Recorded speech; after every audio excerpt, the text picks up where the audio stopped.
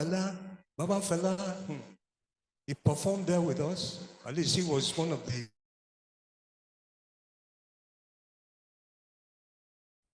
He saved my life. He saved my life. Eh? Well, that's maybe a story for another time. We're here to talk about environment issues, but I'll never forget. Fela is a wise man. And he's passed that wisdom down into his children. Because not only is one of his children flying the flag of wisdom here right now, and his name is Femi, there's another one called Yeni Kuti. My dear people, 3 bozai for Yeni. Oh yeah, it's there. Listen to the wisdom that comes down. Fela just said a few words, and those few words saved my life. But that's a story for another time. Look at that. The reason why the previous one is that all the trees, they're gone. All these trees that you see here, they don't go. If you see the amount of erosion that is happening on our Lagos coast, how can you lose 140 meters in the course of only 8 years? 10 years max. Gone. Gone. What's going on?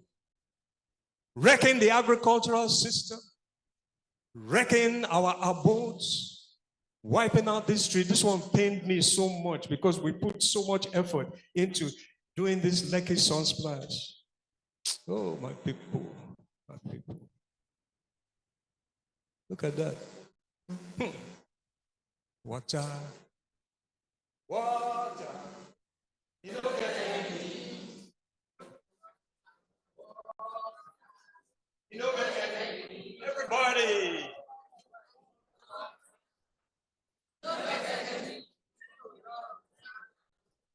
Water. You don't get enemy. If you fight water, now water will kill you, Abby. Eh? Human beings, we need to wake up. Okay, let's get serious about this thing now. Let's get serious, my people. It's not just Lagos. Our entire coast is being terribly, terribly threatened by this massive erosion that is going on. Terribly threatened. Because the seas to water, the water will evaporate. So my dear people, this is a wake-up call. How can we lose so much of our whole coastline? And this is just the beginning. Let's get deep into this thing, please, my people. Let's get deep into it, man. This is so serious. Point of no return is no longer over the horizon. It is in sight and hurtling towards us. Secretary General of the United Nations. Well, a lot of people will say, are you with this United Nations? Hey, Mama, we greet you. Well, yeah, they're an organization. They got all kinds of agendas. But I assure you, there's some very good people inside there. I know of several of those people who went on mission to bring succor and comfort and good health in war zones, mission to help people, and they died. And they died. I have a nephew who's in one of those UN agencies, and he knows that whenever he goes to those zones where people need succor and comfort, he could lose his life, but he's ready. And this Secretary General, he's been saying some things that have been upsetting a whole lot of people, and he doesn't care. He doesn't care. What else is he saying? He cited recent scientific data. My people. This thing, no be small thing, no. Okay. You know who is? The first African Secretary General of the United Nations, Kofi Annan. Okay, make I ask you a question. This man that you see there, Namumu, Kofi Annan was, okay, he was a fool. No way! To get into that position, you have to have the highest caliber of intelligence.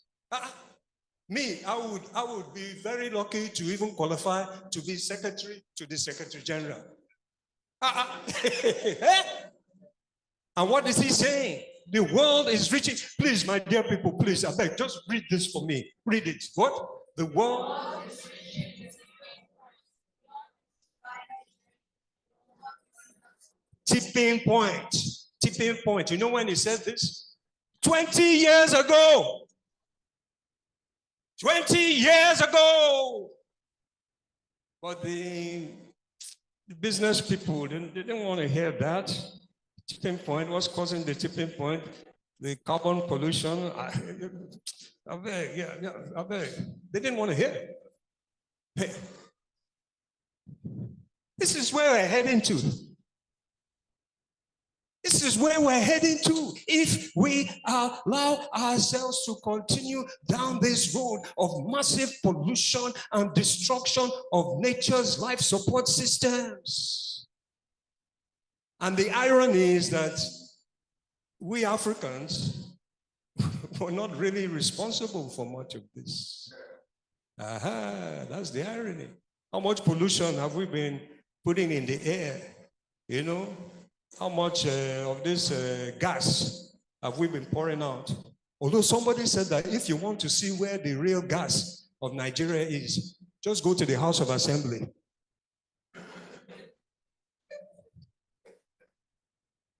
Yeah, please don't allow small. Oh, don't worry, we never opened the bag yet too. But we will soon, because I don't want to go on too long. Tipping point. That's a point of no return. You go over the edge. If I go over this edge, if I bend too much like this, I don't fall with that too. Yes. And we're wrecking nature's systems, and she has wonderful systems. Like the forest. The forest, what the forest does. The trees. It's a miraculous system, sucking out our carbon dioxide. Can you imagine what we breathe out? And then the trees are taking it in, and then they are giving us oxygen. Okay, a question for anybody here. And if you can say it, you will get 500 million naira. Can you?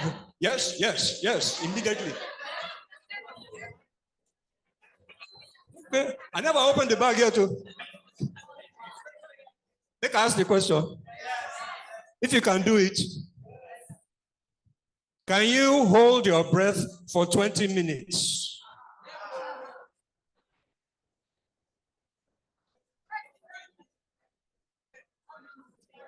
Thank God.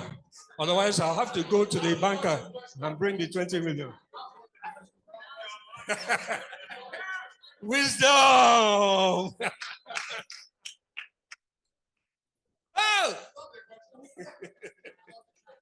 Anyway, thank God you didn't say yes. Because if you say yes, it means you'll be mommy water. Me at the wrong without to. Of course, you can't hold your breath for 20 minutes because you need the oxygen. Our most essential commodity, oxygen. And that's just one of the things that the leaves give us. And the trees do far more than that. And what are we doing? We ourselves, right here in Africa, in Nigeria, we're responsible for just desecrating, demolishing all our forests. If you know how much of the forest that we've ripped up because of the money, ripping up this incredible life support system. You know how much oxygen costs in the hospital? Oh, my dear people. My dear people. This thing has gone back. Let's get back to where we were because we're going to wrap this up very shortly. Okay. It's electronics. A little bit of patience. Let's get there. What is saying? Tipping point. Come on, tipping point. Hey, and I almost didn't bring PowerPoint. Yeah. Okay, let's just push it quickly because we want to wrap. Nature always strikes back, okay? And we need to change course. And you know what he said? He said, we're on a highway to climate hell. with our foot still on the accelerator. We're heading towards the cliff, and we never even come out our foot from the accelerator. We just go, boom, boom, make the money, more money, more money, more money, more money, more money, more money, more money. My people, hey, my dear people, that's the question. That the most intellectual creature to ever walk the planet Earth is destroying his only home? What's going on? What's going on? How is this possible? How is this possible? How is this possible? And you see, for we adults, we're destroying our home. Okay, that's bad enough. That's suicidal. My children are also in the home, and they have no other place to go. And I'm destroying that. That one is far more than suicidal. What's going on? Why are we doing this? Why are we allowing this to happen? Oh, retribution, kifara, karma, asu, olona ogun. Excuse the brother.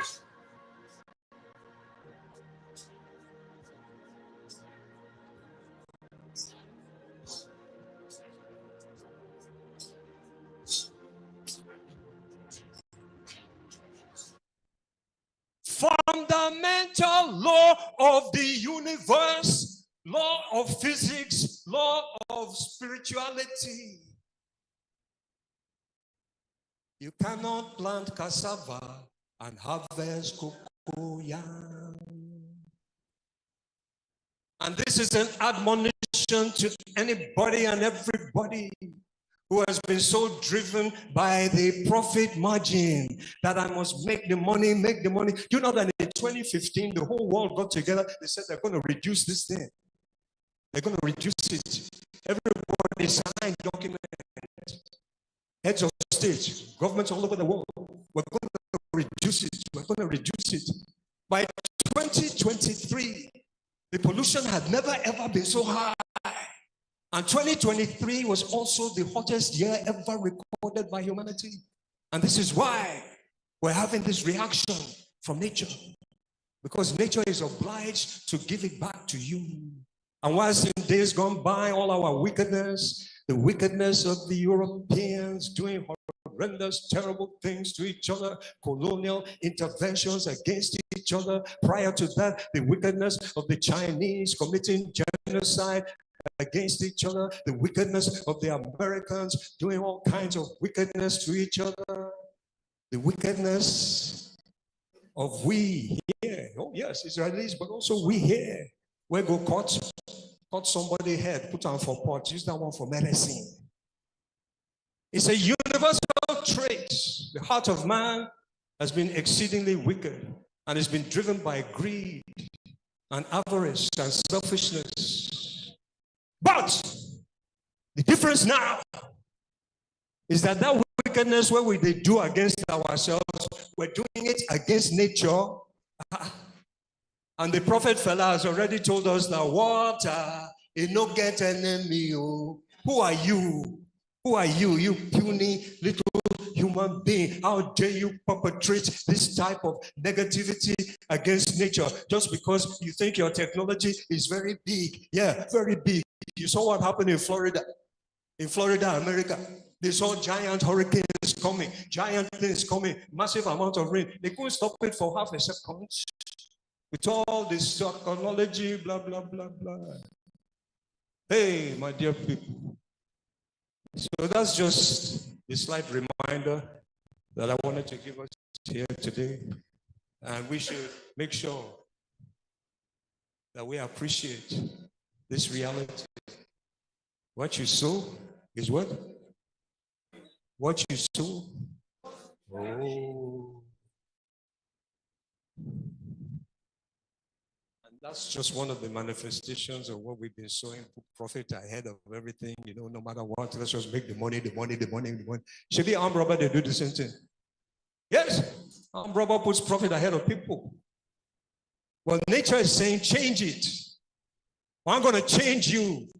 And I do believe that those who are doing this type of thing will appreciate, even for selfishness alone, just for this, for their own soul, for their own sake, that they shall do the right thing, because the laws of retribution are very, very real, and they will come down on you. So what we're hoping and what we're praying is that we shall change it. We shall change the paradigm. And this is what we need to do. Okay, my people.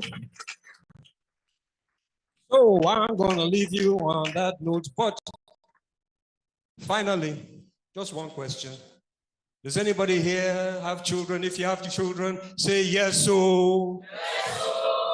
And then the final question I want to ask you, if you love your children, let me hear you say yes, so. Yes, so. That yes, so wasn't loud enough. Do you love your children? Yes, so. Okay, so let's behave as if we do love our children. And then I didn't get Femi's permission to bring this thing out of the bag, so I think it's going to stay in the bag. Or do I have your permission now?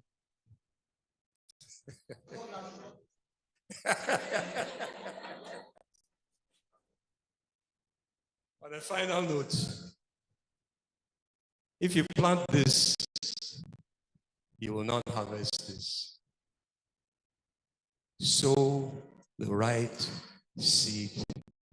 Let this be a turning point now as we are here under the auspices of the great mighty prophet himself, who prophesies so many things. Sow the right seed. You cannot plant cassava and harvest mango. Forget it. Thank you very much.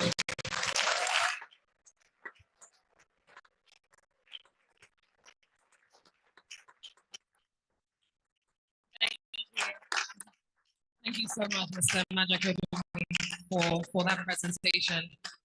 There are areas in that presentation that Mr. Majak goes to very often. I've had the privilege to be able to follow him to some of those areas. If you can one day, just go down to, if you haven't seen this already, Ibejuleki and areas like that, to really take a look at the rate of erosion that is happening on the Lagos coastline. If things aren't done quickly, unfortunately, we may be looking at the sea that we love so much sinking right before our eyes. We have 3 more presentations to get through before our panel discussion today. I'm going to hand over to Mrs. Titilayo Oshodi for your presentation now, ma'am.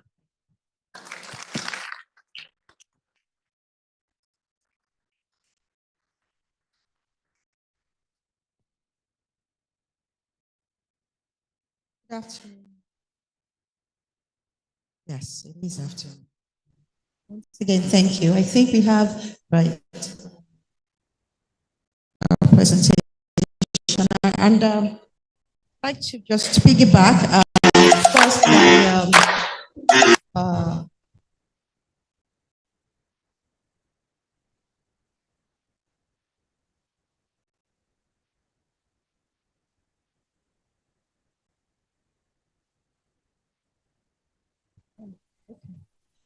just quickly piggyback on what Mr. Majak has said. I'm going to try and make this as fast and as seamless. I think that there's already a feel of family needs in this space. So I may come across a little bit. I'm going to try and make it a bit entertaining, just like he has, but I'm going to try and drive the details as fast as possible. I'd like to say welcome once again. Auntie MEC is a friend of the house, and it's lovely to see you. And it's nice to be in the presence of people that I see on TV. Mr. Femi Kuti, it's an honor to be before you, and the family members as well. Okay, so we're coming and we're going to be making our submissions from the aspect of circular economy as a pivot from climate change, but there are quite a number of things that I'm going going to be putting out as we continue. So if you have a look, if you take a look at what we have on the screen, it essentially just talks about the nexus, the interrelativity between geopolitics in Africa and how it relates with climate change and the impact. And of course, you know, we can begin to talk about from time immemorial, land has always been a component that is used to aggregate wealth. And so if there's anything that affects our land, then that means that socioeconomic landscape is affected. That means that social development is affected. And it also means that lives and property are affected. And so that is essentially why climate change has become a phenomenal global issue right now, because it is affecting everything that has to do with land. And of course, the ownership of land, the principalities that guide land, all are interpreted in the form of how you can aggregate control, as it were. And so when we find that we are experiencing strife, we're experiencing food shortage, we're experiencing health degradation or degeneration, we're experiencing displacement of people, you know, from one location or from one community to another. Disheartenment between communities, even individualistic health degeneration, because the well-being, the psyche of people, general health well-being is being affected, then it is not too far-fetched to think that the story how bad things have come, even with the produce from land and how it affects the supply of it, is all intertwined in the effects of climate change and the impact of it on ourselves. It's interesting that we also have banditry and terrorism, and you might ask me, how can banditry and terrorism be part of the geopolitical problems with climate change? It all has to do with ownership, isn't it? For instance, the herdsmen, they need their lands for grazing. They need it to be able to feed their cattle.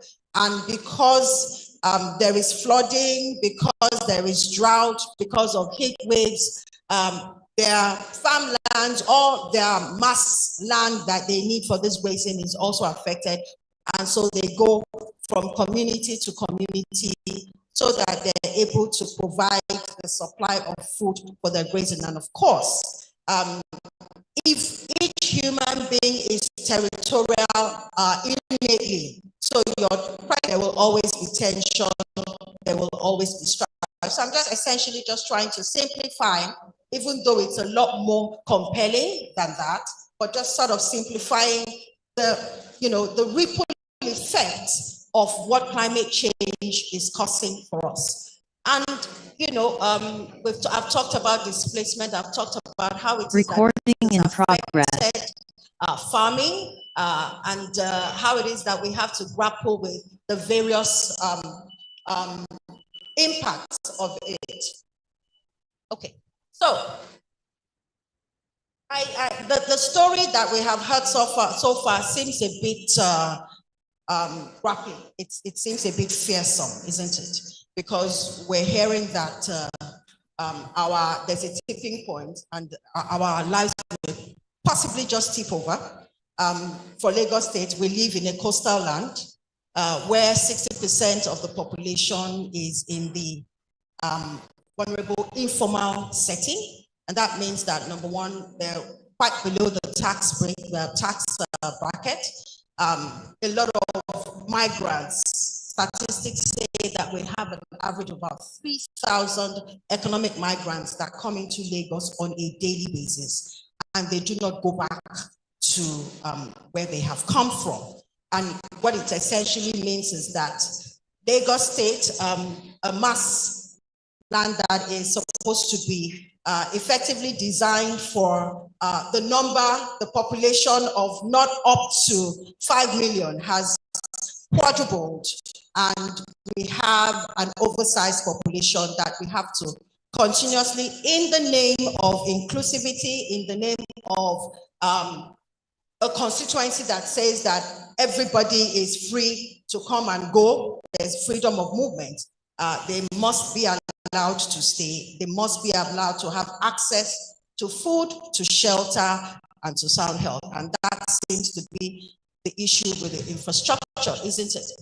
And so, in office, less than, it's going to be about a year, early on next year, we realized that one of the things that seemed to be the gap is climate change in itself has come to become a buzzword. Even more importantly is the fact that when you talk to people and you ask them about climate change, the first thing they will say to you is it's government's problem, number one. Number two, for the person who may seem a little bit more enlightened, may say it is something that, is being said, does not have anything to do with us here.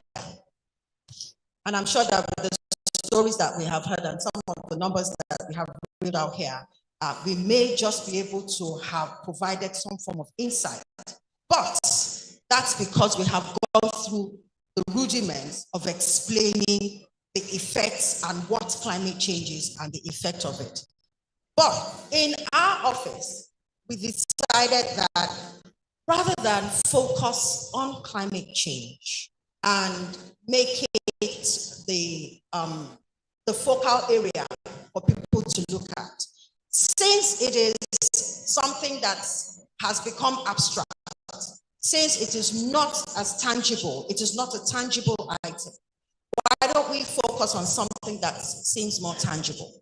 And then we thought circular economy might be the best approach for us to address and tackle the issue of climate change. And that is why our executive summary here says that we have been able to identify circular economy as a panacea for climate change. And I'm going to explain a little bit about that. But what exactly does circular economy? And I was speaking a few moments ago with a couple of people to say that for us in Africa, in Nigeria, we already have imbibed the principle of circular economy without realizing or without knowing it. What do I mean? When you have kids as a mother and you're buying shoes or clothes for them, you would typically by default buy an oversized shoe or shirt or dress because you would imagine that the child will grow into that cloth or that shoe. And then when they grow into the shoe and they outgrow the shoe, you pass it down onto the brother or onto the sibling.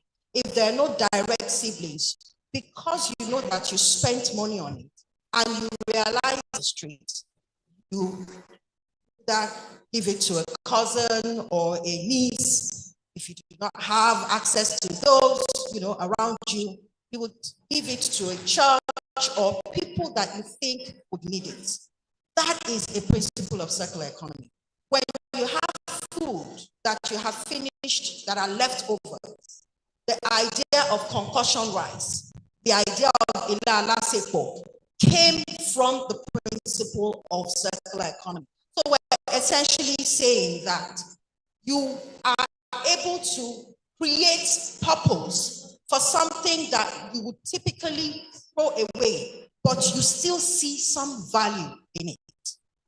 And so if we already have that sort of, simplistic approach to what circular economy is, what if we start to cultivate the habit of creating bigger scopes of circular economy? What do you do with the pet bottle packages? What do you do with the toiletry bottles, the cleaning items in the home? What do you do with them? What do you do with your clothes? Clothing has nothing to do with your socioeconomic status. The poorest of the poorest who are in the bottom of the pyramid have clothes that they have no use for after a certain period of time. What do you do with them? What do you do with the TV? That transistor radio that you have had like forever and have stopped working. What do you do with it? I'm here to tell you that within the framework of circular economy, businesses, there are enterprises, there are positions where you can begin to have exchange, value for exchange in, and I think that that is the way that we should go. Because those are the items that you would leave to, degenerate, that land up, that land up in the landfills, in the dump sites, that end up on the roads, that get into the gutters, block the drainages, causing the flooding, and ultimately, because they take thousands of years to decompose, we have that issue on our hands. And, if we continue, I would be able to help you see, hopefully. And then, so what we're saying,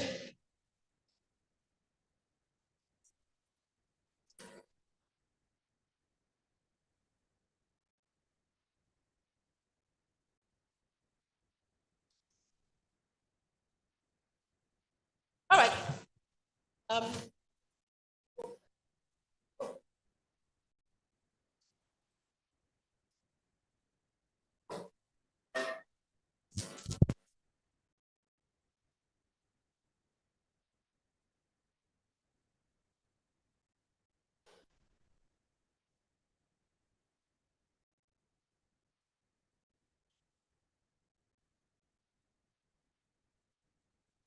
This is a document, but before we get there, all right. I'm on the next slide. So this is a slide that essentially shares what sort of economic opportunity is prevalent in the industries that circular economy sits in. And you would see that these are numbers that are aggregated, and they're adequate, they're accurate as of what the potentials are as of. So we have people who already work in the area of plastic recycling, which has, if I might say, at least 40% optimized. We haven't really gone full scale into it, but of all of the waste right now that we can clearly say is reusable or is recyclable, and we're beginning to have a market structure where people can have exchange for value for their PET bottles. Plastic recycling is one of them.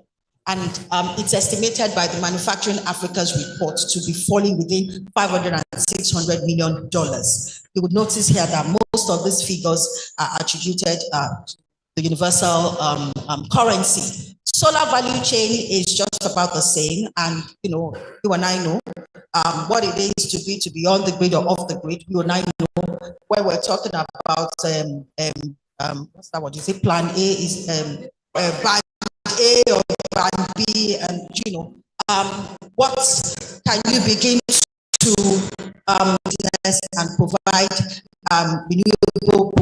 be a supplier of renewable energy. What about clean cooking? Clean cooking is pretty much about how we're establishing a transition away from fossil fuel or transition away from firewood. Most of the things that most of us result of deforestation, if I have to reference what Mr. Majoku had said. And so, without going too much on this, these are some of the things that I want to charge, that we begin to look into, begin to research and see what sort of opportunities or what sort of information that we can pull out of there. business development session. Now, so because of our desire to create a show and tell, telling people about these opportunities and saying that, listen, there are industries that are looking for skills, we want to build competences, we need to start to collaborate with the private sector and see if we can begin to establish incubation programs that I had just mentioned. It just seemed that there was still that disconnect, and there's still that disconnect. And I think it's really, really born on the area of education. However, another strategy that we thought we could deploy would be to run pilots, something that we're able to pull real-time data from, and we can then say that we have a business case based on the empirical evidential data that we have drawn. So you will see here that we have quite a number of initiatives and programs that are benchmarked against the description of what we want to achieve in terms of social impact. So we have the Economy Lagos, which is a business network of over 400 business enterprises, nano, micro, and medium scale. And what they do cuts across different sectors of the economy in circular economy. They work with plastic. We have those who work with textile. We have those who work with electronic equipment. We have those who are innovators and technologists. We have those who are manufacturers, organic raw materials. We have somebody who is able to build, who's an architect, and who is in a sustainable industry and is expressing his own craft in that area. So what we do for them, we provide business support, we create opportunities for them to access new markets, we navigate and facilitate a connectivity so that they're able to access funding. Even their structure in itself, we make them investable. We create, webinars and, connect them with financial institutions, because essentially that's what government should do. Just establish, the stakeholders and the parties and the players within an industry, and just create an enabling environment for them to be able to coexist and co-create. So the Economy Lagos is to leave no one behind. You're going to see a short video about what that was about. So let me not flog that too. And then to eco-circulate. And then circular fashion is one of the big things that we're beginning to look into right now. And essentially, it goes without saying, if waste is, by statistics, the third largest pollutant globally, then means that there's definitely something there. It is a threat, but we can also flip it around for the opportunity that it's able to provide. So this is eco-circulate, and I hope we can get some volume so that we're able to see. Thank you.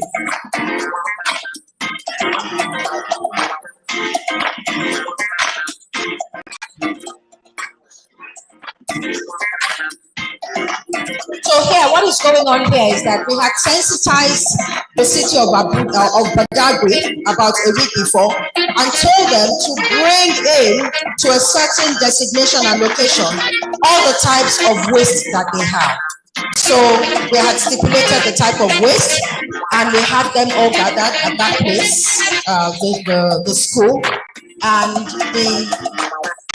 essentially give a bit of education about what was inherently available in the tonnage, in the weight, in the types of waste that they brought, and then different styles of communication, addressing children, addressing mothers, and then addressing the fathers as well.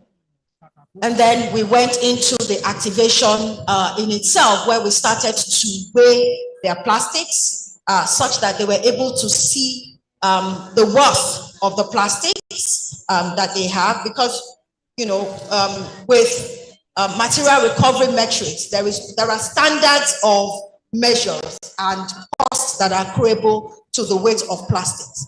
Same for e-waste, electronic waste, and same for textile. And then in exchange, we had collaborated with a couple of ministries.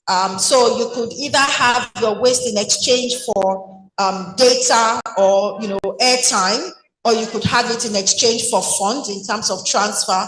We had enterprises who were on the ground to exchange and do a transfer. You could do it in exchange for transport, discounts in transport. So we have the Cowrie card that serves as your digital payment for either the rail or on the bus, on the night bus, or on the waterways. And so we use that Cowrie card as a form of exchange to get some form of social subsidy in that area. And then we also had Lashma. So some people wanted to have health insurance, and we were able to aggregate their waste so that they were able to get some form of discount. And you have them. So, the note of what we have been able to establish is within the Sustainable Development Goals, we have established collaboration across MDAs. We have established health. We have established education. We're driving low poverty because we also collaborated with the Ministry of Agriculture to give in exchange for their waste either 5-kilogram bag of gari and 5-kilogram bag of rice. And that went on, and it was, a real success. So the idea is that from that pilot, we were able to pull the numbers to be able to understand first, waste is a function, the waste that is a function of the location. What sort of waste do you generate? Badagry is a coastal and a terrestrial landscape. And so the sort of waste that you find in a place that is coastal would also determine the quality of technology, the quality of solutions that you can provide. What is the socioeconomic status or bracket that the majority of the people in that village live, and what sort of solution can you provide? And all of that we're able to aggregate from our data. We're building into a business case, and we're taking it along with us to COP29, because the hope is that we can begin to gather interest for the sort of partnership that is needed for scaling. This is another project that was done. It was called the Leave No One Behind, and it was executed at a girls' correctional facility. And we chose that strategically because, number one, we wanted to drive the node of inclusivity. We wanted to drive the node of gender equality. We wanted to drive the node of, creating a sense of worth amongst girls who had missed their way one way or another, but drive a reason for them to feel wanted, and they can integrate back into the society, and we can mitigate the risk of them doing what they did when that brought them into the correctional facility in the first place. So here we were able to establish competence, in helping them convert plastic into fashion items, fashion accessories, household decoration items. We were able to establish the children understanding that they can start a business with those items that they converted to. We were also able to establish waste to energy, because the organic waste from this facility was just about enough for us to be able to establish a biodigester that actually converts that waste into clean cooking gas that they use in their kitchen. And then the byproduct of that biodigester goes into a purpose-built cultivated farmland that not only produces food that is organic and healthy, but also reduces the cost of procurement in buying on a monthly basis the groceries that they need. So if you could just roll that out.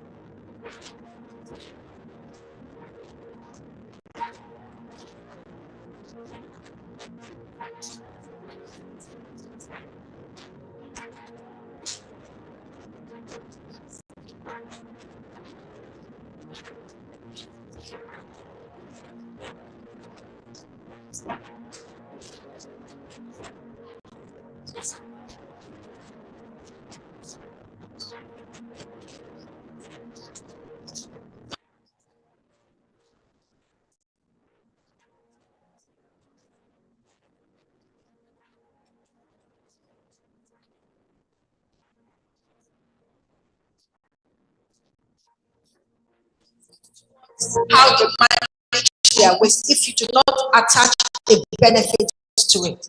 So we needed to ensure that there's some level of incentivization, driving waste valorization.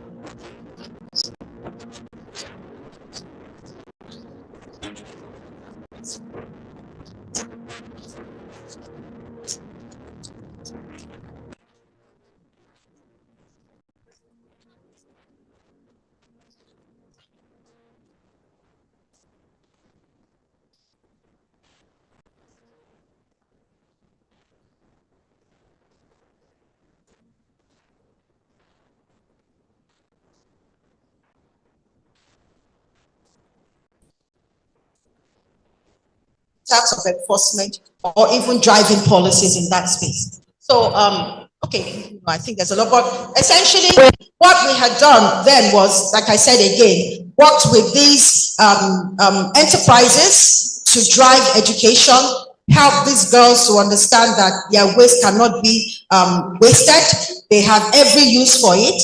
And then ultimately, the biodigester was established, you know, over a period of that would come at the biodigester. I'm hoping that as I continue, you would see it. And that was also in partnership with a technology provider.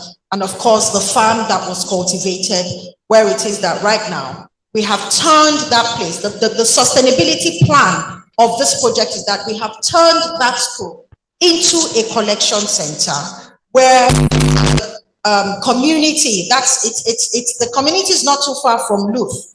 So we've established a feeding system where the Luth kitchen can provide organic solid materials that can feed into the biodigester, and they can continuously have access to the green recovery people who aggregate data, you know, play in the market with their data, and they're able to provide whatever socials, whatever value in terms of money that people bring their plastic or their waste to at that place.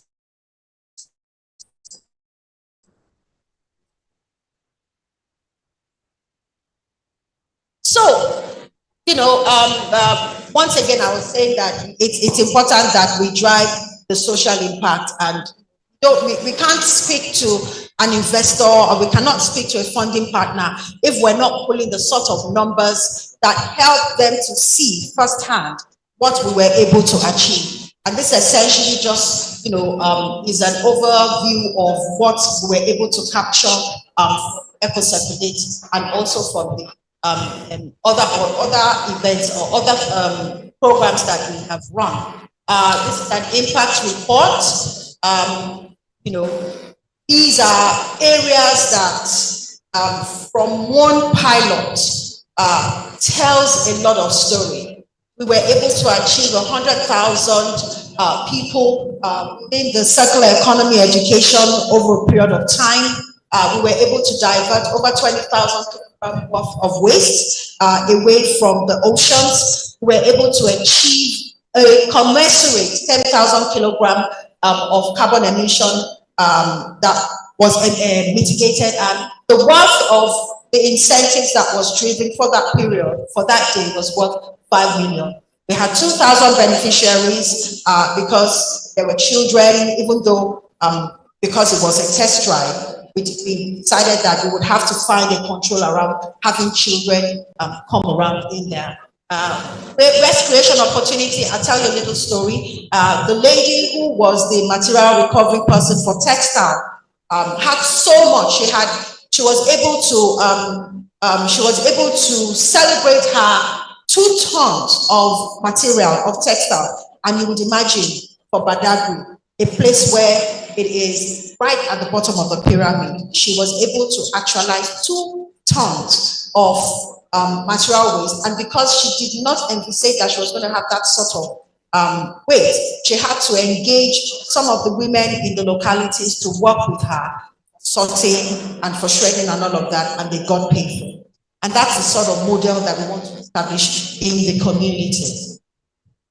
So, we can't overestimate or undermine the effect of partnership and collaborations in achieving this feat. And it's also important that most of the people that we're working with the private sector right now, the FMCGs have a mandate right now to drive a deeper level of material recovery from the system, because the UNFCCC charges and the points are they're all stated in so many ways, how it is that it is important that manufacturers and producers begin to be more aware of their responsibilities, and it is seated within what we call the extended producer's responsibility.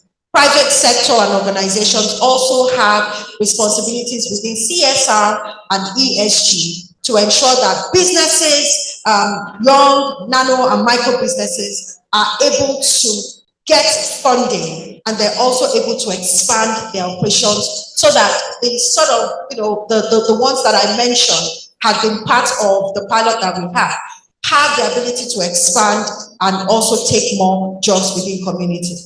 And I think for me to round up, just so I don't belabor the point, these are some of the things that we have been able to achieve. What are the things that circular economy is able to bring to fore? Capacity building, eco-friendly marketing, sustainability report. Some of those things are embedded in the benefits that are inherent, and this is what we're doing from the Office of Climate Change and Circular Economy. But I also would just like to just round up by saying that, we must not, let's not gloss over the points, the areas that the geopolitics of climate change can exacerbate issues for. And the first, I want to talk about resource competition. And in the light of it, I just want to flip it over so that we are understanding as Africans that there is power in our hands, and it is time for us to rise up to the occasion, become more aware, become more informed, become more educated about what is required of us from the global north, so that at the table where negotiations are being done, we're fully informed and we can adequately make these negotiations. Number one is that Africa is rich in natural resources, including mineral and fossil fuels, and we should not encourage geopolitical competition, because the global powers can pitch us against each other. And in pitching us against each other, what happens is that we are exploited. Rather than being driven, rather than having our sustainable development trajectory being improved, because of the fact that they're pitching us against each other, we begin to compete with one another, and we're not able to get the investment as we want. Debt and financial dependency. We are relying on foreign loans and investments. And the truth about it is that I have continued to say it, that if our youth could generate and build the sort of IGR that we have in entertainment, then there's no reason why green economy cannot be like that. There's no reason why we can't begin to look at what is valuable in the waste that we will typically generate, understand the dynamics of the market, and begin to turn things around for ourselves. So we need to ensure that we have high levels and limit the ability of these countries so that we're able to invest in our climate adaptation and mitigation efforts for ourselves. They can't do it for us. We know our problems. We know our challenges as it is unique to us, and we're the ones that can provide that solutions for ourselves. We also must be able to ensure that we're reducing unequal climate impacts within our midst. Imagine economies in Africa, we're always vulnerable to the impacts of climate change, such as drought and flood. But if we continue to engage in these geopolitical dynamics, it can lead to unequal support for climate adaptation, with wealthier nations prioritizing their own interests over the needs of vulnerable African nations. Today, we had Malaysia coming to carry our fruit, our seeds in palm kernels, and today they've turned it into a totally different industry in their country. These are the things that will happen if we don't begin to harness what we have intellectually, materially, and in every other wise. Trade relations. Geopolitical tensions can affect trade agreements and partnerships, impacting the flow of green technologies and investment into Africa. Trade wars and sanctions should be demotivated. We need to work together. We need to stimulate the market. If we stimulate the market, we can get the policies that we want. We can get the demands. Right now, the government is running after the creative industry to be involved in their industry. It's gone. That industry is already gone. It's already standing as a giant on its own. Thank you very much for the time.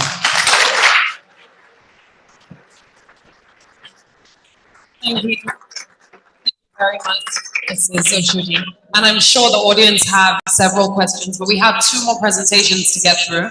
So we'll hold off on questions for now. Mr. Sheyi Okuya, please, may I ask you to come up to the podium next?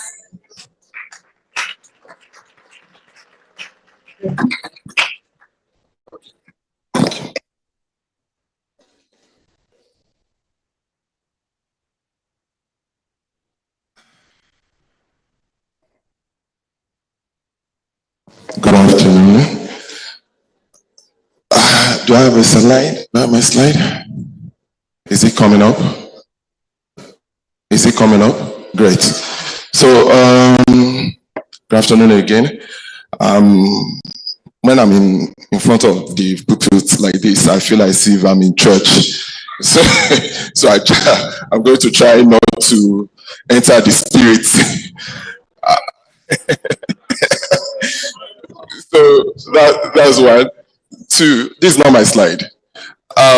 Secondly, it's an honor to be in front of the Fela Kuti family. Fela is a person that I idolize. When growing up, we listened to the music. We listened to Abafemi and your son. And I'm happy that you are keeping the legacy going on. I think we should applaud them. It's not easy to keep a legacy going. Even we know so much that was done to kill the legacy. We are all here in one spirit of what the legacy is. Fela's spirit lives on. The family lives on. We will also continue to celebrate what it stands for as it is. So I won't take time, but I will start by, because some of us will think, what's my business with climate change? What's my business in as much as I'm eating and drinking? The price of tomato, in as much as I can afford it, and the rest of it. Believe you me, things are not getting so interesting. I mean, as of now, I'm happy that I'll try not to delve into government as much as possible, but I'm happy. Well, at least right now, the emission of CO2, which is carbon dioxide, has reduced because many of us are not able to put their cars on the road anymore. So if you go on Third Mainland Bridge or any other places, the journey of 2 hours with traffic is now just about 10 minutes. So essentially, we have reduced CO2 and greenhouse gas emission, from the system a lot. But even at that, you still wonder that what concerns me. It starts with killing what we supports us to live,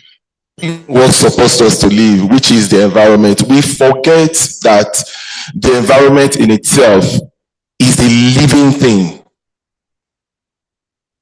I mean, I had to ask my daughter some days ago that, even though I was taught in school that the plant is a living thing, I asked him, for me, is the plant a living thing? She said, that what question is that? The plants are living things.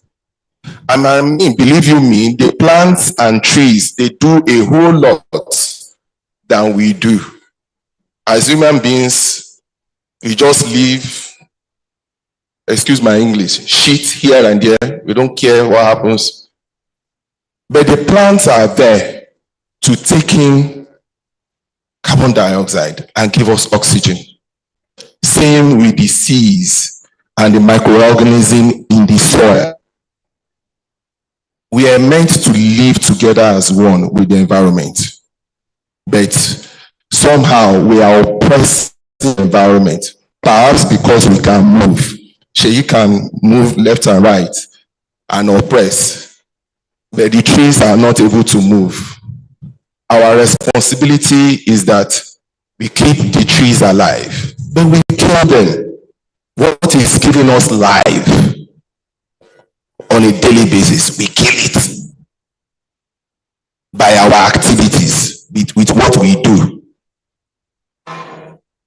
And in no time, it will kill us if we do not arrest the situation. They said global heat emissions right now is about 1.1 degrees Celsius. Right? As it is right now, there are issues all around the world. Florida is what we are talking about.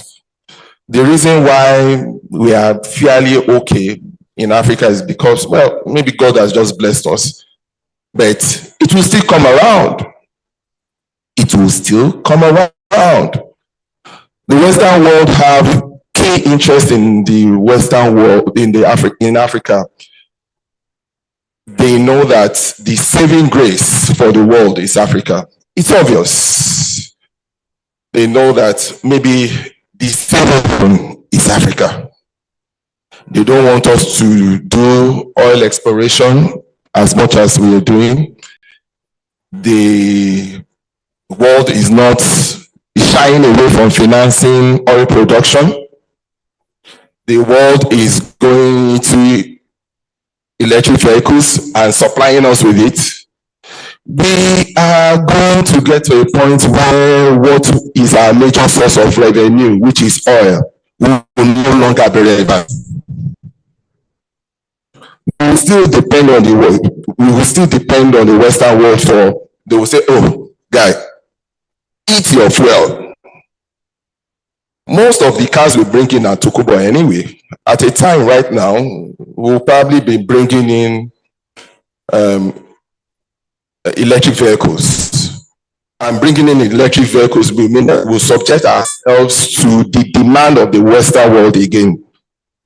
You will have to use hard-earned dollars to buy that car because your fuel is no longer relevant.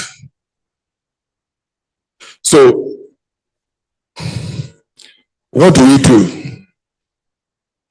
Our oil doesn't make any sense anymore. Then we have to look inward. What do we have to give to the world?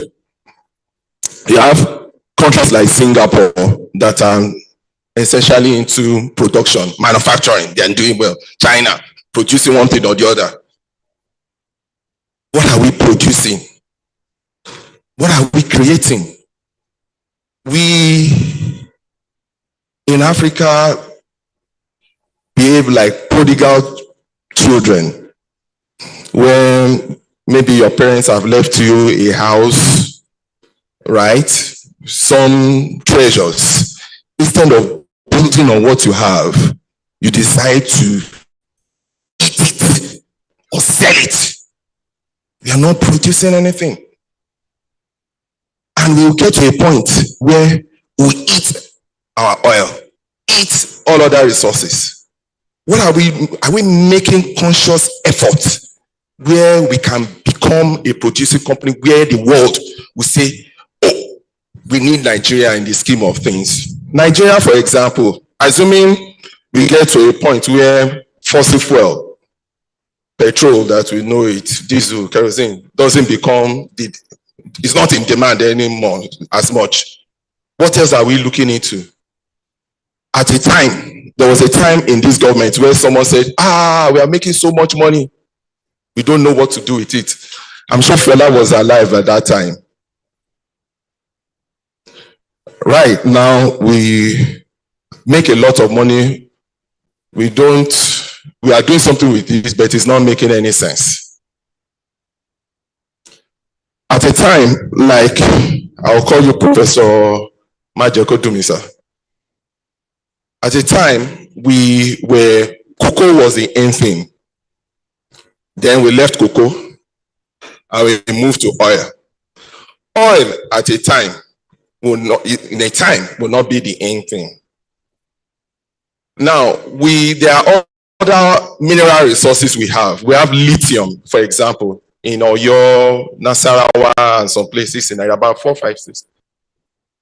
And they also have it in Congo, some other places that will be in the slide, later on. And we are not thinking of producing batteries. The likes of Elon Musk is saying that, no, I do not want to set up my factory in Africa, in Nigeria. I want you to be exporting your lithium to my country, wherever it is. It's not in America anyway, it's in South Africa.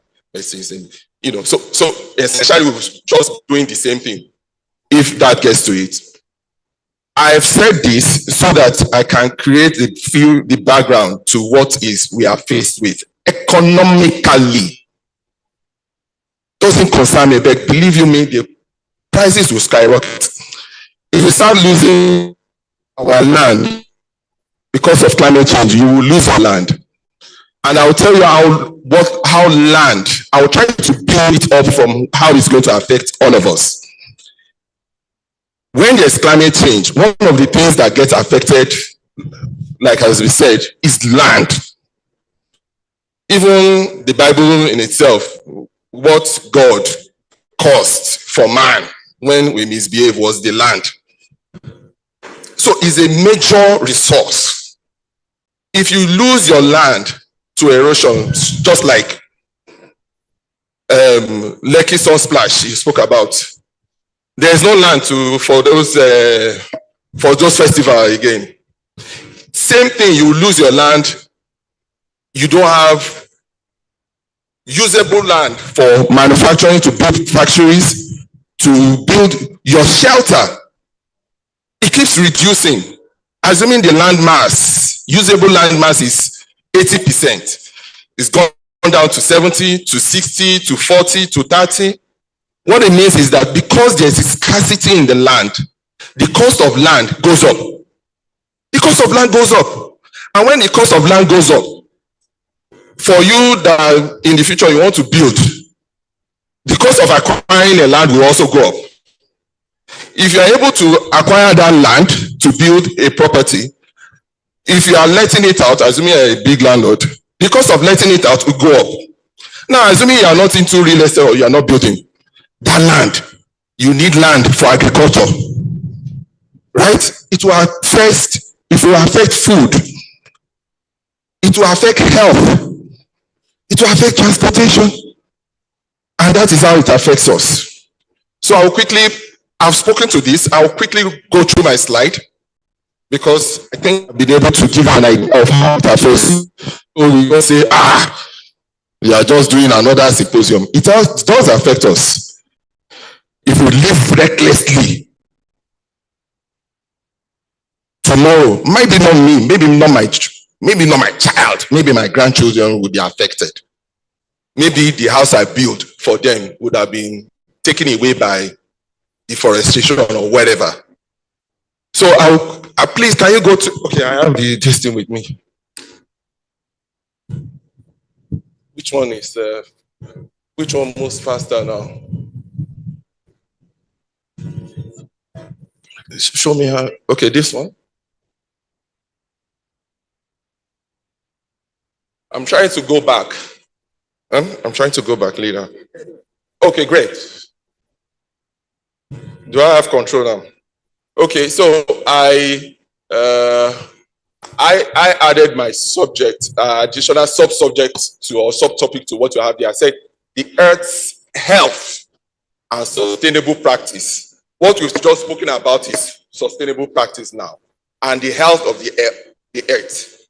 You have to be concerned. So outline problem statement, the way forward, our mission towards net zero. That's my institution recommendation. So the problem, I said Africa, despite contributing the least of global greenhouse emission, is disproportionately affected by climate change. It's none of our business, really. It's none of our business. But we are not being rewarded. It's just like going to class, to school, you are scoring good grades, and they are still not rewarding you. At a time, you just give up. $100 billion was supposed to be raised under the SDG goal, right? Don't know, I think about 12 or 14% has been raised so far. Oh, great.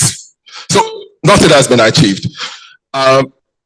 Then you look at Asia, that is contributing. Asia does 53% in damaging the Earth atmosphere. North America does 18. Europe 13. South Africa, we couldn't get data on that. But Africa is just about 4. Annual CO2 emission per capita, meaning that per capita means as an individual. Uncle Femi, what it means is that as you are sitting down here as an individual, let's go to us, Adamaka. Your CO2 emission on an annual basis, the damage you create is about 1 ton in Africa. Someone in South America contribution in damaging the Earth atmosphere, greenhouse gas emission is 2.5, Asia 4.6, Europe 7.1, then North America 10.3. One person in America, see what the damage is causing. Is somebody from America there? So that is the situation we have. So the global challenges, I've spoken about it already. Rising temperatures, I said is 1.1 currently. We believe that the moment is over 1.5, we will begin to see things that we will not be able to celebrate. right? It is estimated that it can still be kept between that 1.5, around 1.5 for this century, meaning that this century, you know, plus or minus, this century should be ending when 2024. This century should be done by in 74 years. Yeah, 76 years. We should be done with this century in 76 years. Meaning that it is estimated that global temperatures will 6 years, meaning that things will really go bad. Things will really be bad. Maybe not in Africa, but maybe the other ways, but it affects us. See, and you see again, you might say, oh, much as it's not Africa, it's not my business. Look at what happened to what's happening between Russia and because I want to carry it along. The other country Russia is having war. Ukraine. Great, thank you. See what is happening in Ukraine and Russia. It's not global warming, it's not climate change, but it's still war. And it's still war, is all parting fracas between us. Essentially, is going to have corn, agbado, went up because Ukraine was not able to move its harvest to Africa. The cost of corn went up, all up. Then chicken was becoming an issue. Of air was becoming an issue. So whatever affects the entire world will still get to us, especially knowing fully well that you're a developing country. You know, the white man, calls us developing countries not to make us feel as if we are doing something. The right word really is third world country. But let's just assume we are developing. Erratic rainfall patterns, you've seen that. Increased frequency of extreme weather, rising average temperature, we've spoken about that, which what is essentially going to cause disease, wildfire, flood, hurricanes, and other challenges affecting Africa and Nigeria. Infrastructure deficit, lack of capacity to produce and compete with trade companies, diversifying away from exploration and mining to sell. We will not be able to compete if we do not have infrastructure. We will not be able to compete if we don't have funding. Now, the world economy is shying away from funding fossil fuel transaction, fossil fuel projects. They are locking their banks. Banks are locking up to say that, look, we are not funding, we are not giving you that billions of dollars to be able to do those projects, no exploration. But if you want to do renewable energy, we'll give you. Now, Africa has realized that, there's a major issue. These guys won't be funding our exploration, our mining, our oil and gas projects, which is fossil fuel. And we still have so much to earn from the ground to build our revenue. They won't be doing it again. So Africa realized that, and recently there was the Energy Bank, right? The Energy Bank of Africa was created to enable Africa fund itself. I think about $6 billion have been raised, $6 or $10 billion have been raised, to be able to fund itself to continue fossil fuel. I mean, it is urgent. Personally, we can do that for a while and make something out of it, meaning that increase our infrastructure, go into manufacturing, because very soon it's like having a salt in your kitchen without having a use for it. Nobody is buying it, you are not using it. It might get to that time, but right now it is the time for you to get the best out of it. Decline in revenue sources. Well, you know, in Nigeria, we don't need to tell anybody. Majority of our revenue, our board having on 70%. 70% of our revenue on budget is oil and gas. And it's come from oil activities. African fossil fuel project face funding. I will quickly move. way forward. I think I've spoken to it there. Now, discourage, get out of jail free card. That's my word. If for those who are, some of us who have played Monopoly, get out of jail free card.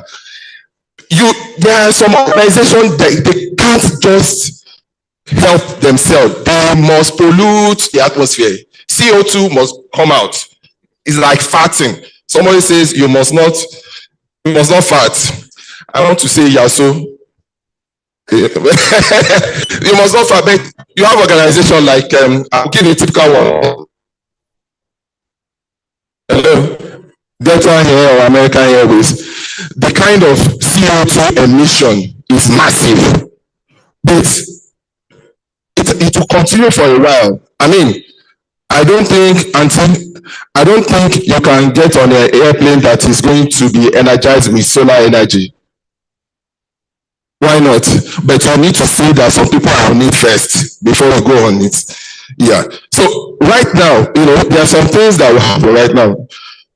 Some companies, oil and gas companies, so sorry, oil and gas company, airlines that are consistently constituting greenhouse gas emission to the atmosphere, they are damaging. But they can't help themselves. But what they can do is to pay for their damage. It's like when you fart, and somebody say, oh, for every fart, you pay 100 naira, 200 naira. So they keep farting, right? They keep farting and they are paying for it. But we must get to a point where we don't fart. I don't know how possible that is, but we need to get to a place where you do not, the fact that they have this fund to pay doesn't mean they should continue. Technological wise, we shall find a way to advance in such a way that we do not create greenhouse gas into the atmosphere.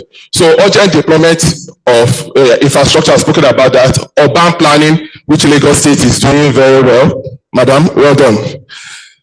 Lagos State is doing very well in this, and Lagos State should serve as template for other states that are coming up. Planning your environment. It's not just planning. You need to be able to have where trees are going to be, and the rest of it. Alternative energy, we are talking about wind, the rest of it. Production of manufacturing, we've spoken about that. Concessionary funding, and that comes to me as a bank, seeking funding to execute renewable energy projects can be a bit expensive, right? But those fundings are there in as much as we have the talent and knowledge to be able to do this. Rwanda is doing great in transportation, right? It doing great in transportation. Other companies are doing well. Sterling Bank in itself, there are a couple of projects that we finance, deployment of solar home systems to homes, mini grid, and the rest of it. Extend infrastructure development to other areas. Now, the last one is very important. Extending infrastructure to other areas. They are low-income earners. They are their own entrepreneurs, though they are not registered. They are to the farm, daily basis to seek how they would live the next day. You see, these guys, they need to eat. Lagos or the nearest urban city to get their gas. They depend on wood. Okay?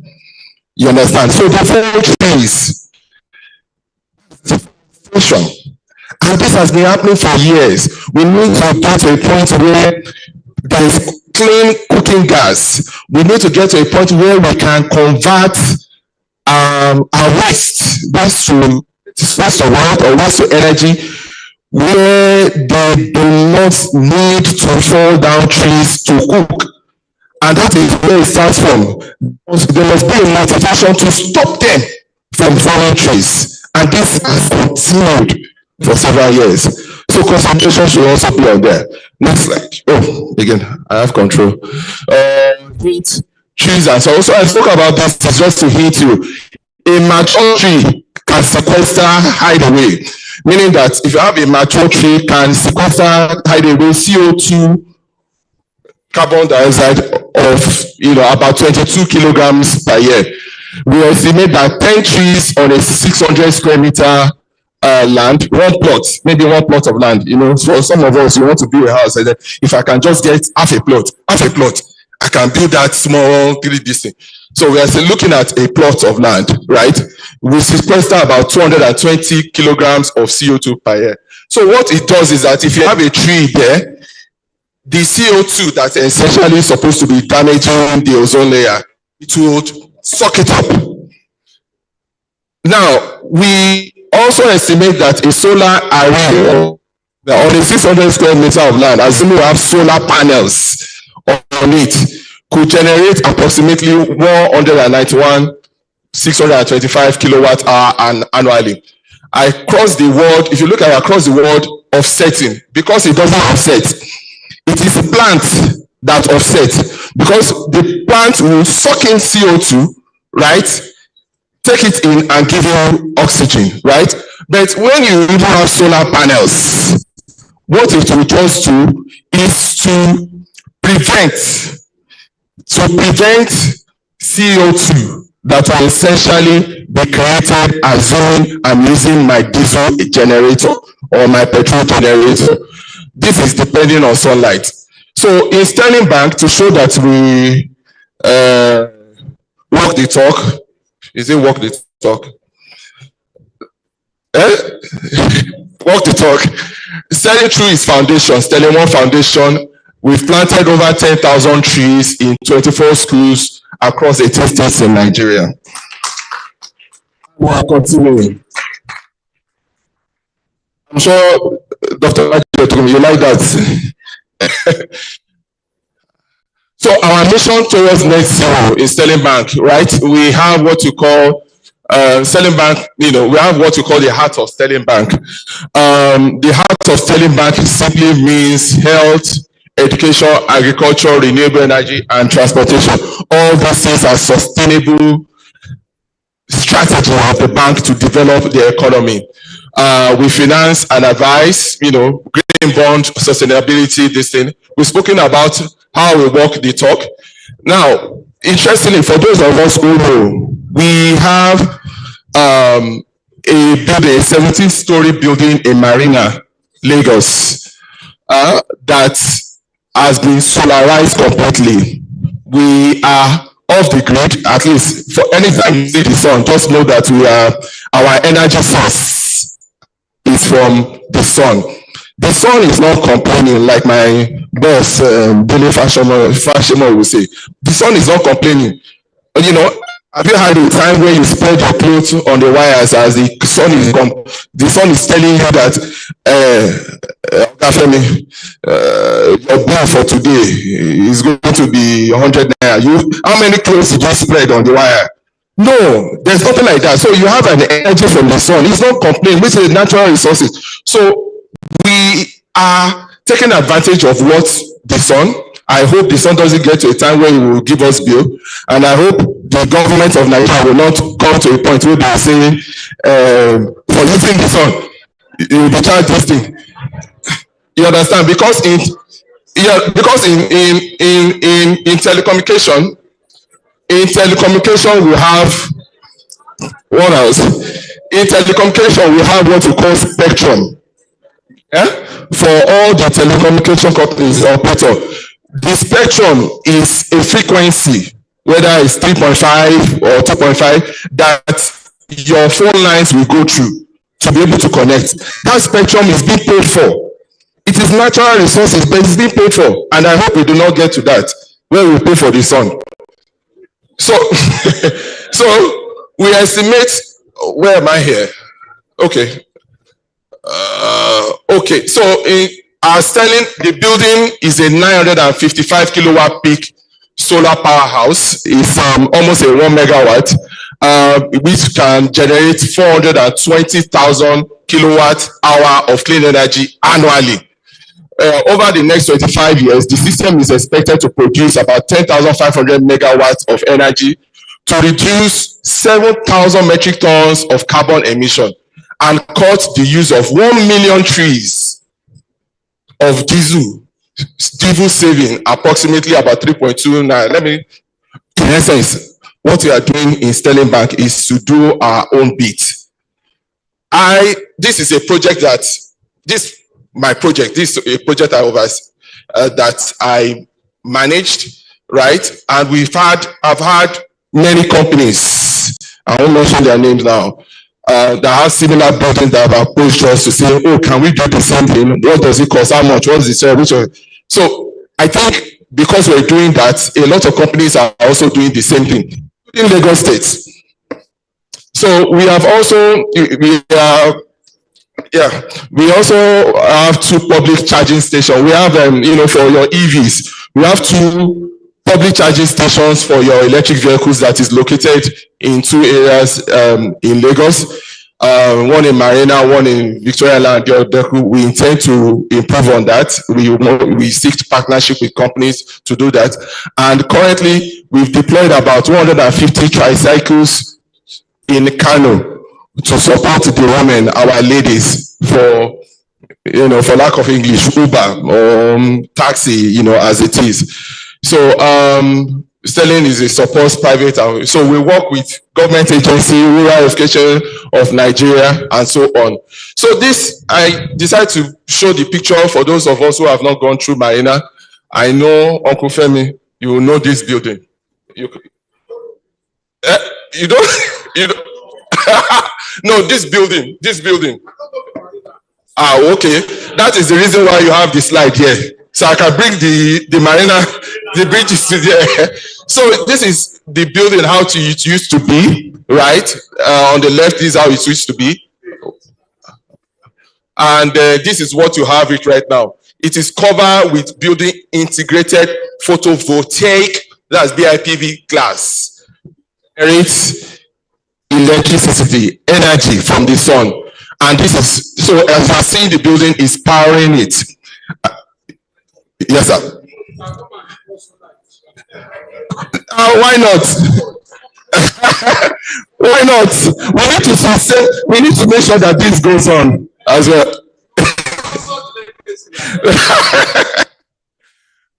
Okay, so this is how the first commercial charging station looks like in Lekki.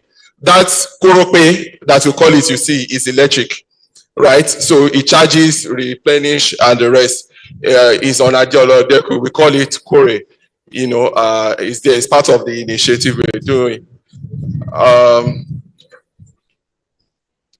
Okay, I think I've made a sufficient recommendations already, right? I can't even read it. Implementation of regulatory framework, for enforcing policies that encourage adoption of renewable energy, incentivize renewable energy. That's offer tax break, subsidy and low interest loan, strengthen climate resilience. That's national adaptation plan. All some of the things I've spoken about to make sure that we are safe here. Invest in carbon offsetting. That's a topic. This carbon offsetting is a different topic. But I think I've spoken about it when I said for every pollution, for every emission, you should be rewarded. But in this country, we should have a system where your CO, for those ones that are offsetting CO2, there should be a system where you, like a registry, where you keep records of those who are saving the environment, so that you can, for those who are corporate, like those oil and gas company, can simply go and say, look, I've damaged the environment up to maybe 20 tons. I want to pay for it. But where would they buy it from? So you must have a registry where you can purchase CO2 offsets. So that should be in place, just like the stock market, and you are buying shares and the rest. So that was simply be a discussion of another day. Promote sustainable supply chain, recycle materials like Madam spoke about. That's Lagos State, Madam. What you are doing great thing. Transforming transportation system. Lagos State is also doing great in that space too. So we don't, that one, this last one already those who have, no, I won't say those of us. For those who have more than 1, 2, 3 cars at home, you simply use one. When you fuel your own car, you fuel madam's own, and you fuel the one for the children, and you are looking at maybe 300,000. Everybody will pack themselves inside one car.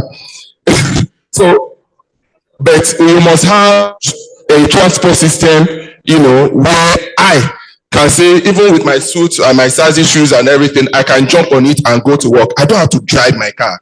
In the UK, people do not drive their cars. They just get to the next bus stop and get to work. You understand? We must get to the point where everybody doesn't have to drive a car, except on the weekend when you want to do one day and you're having your agbada, but you don't want to, So that's what simply is. Move. Okay, I'm home. So I try to say thank you. Sustainable practice includes implementing environmental affairs. Thank you very much. Thank you so much.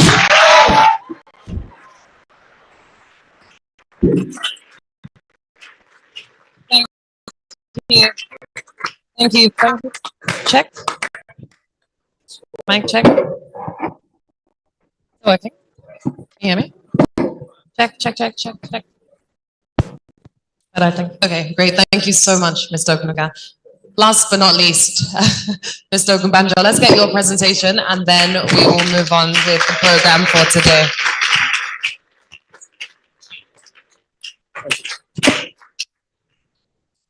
Good afternoon, everyone. Tired. I'm sure you are too. Wait. Feels like we need a bio break. I know I do. First off, I want to thank you for inviting my boss, Mr. Wale Tinubu, who unfortunately couldn't make it here today and sent me. So it is my personal honor to be sharing the stage with trailblazers in what they do.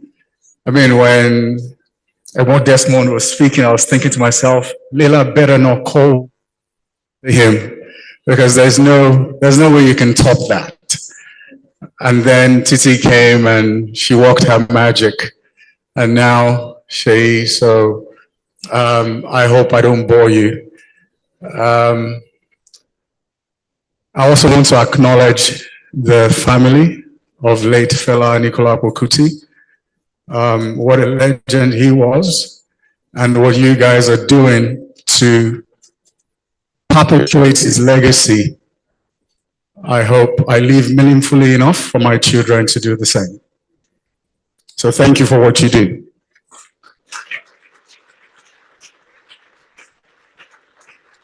Thank you.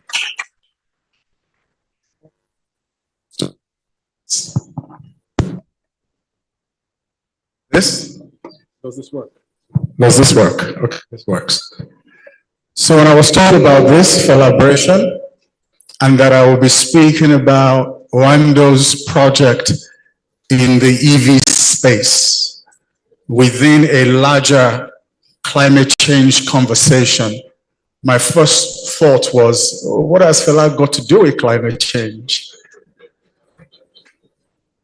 And I made sure to ask when I got here, and Leila was very quick and remind me of the fact that it's a social issue, and it's a topical one today. Global conversation. We have a conference every year that sees an average of 150,000 people talking about this. So yes, if Fela was still here, he would have sung about it.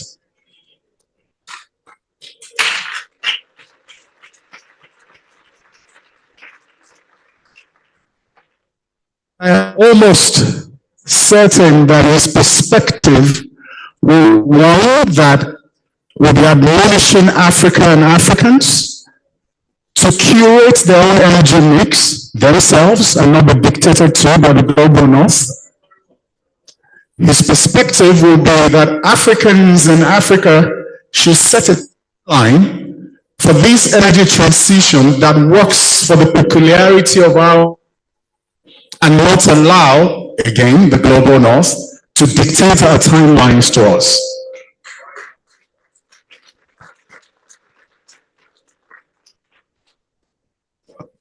we were told that we needed to set the net zero target for 2050.